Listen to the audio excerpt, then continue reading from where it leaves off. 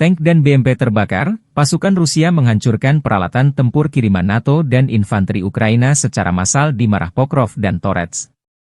Rekaman operasi tempur kelompok pasukan pusat Rusia 3 Februari menghancurkan peralatan militer, senjata, infanteri, dan posisi angkatan bersenjata Ukraina selama operasi ofensif aktif di arah Pokrovski dan Toretsky.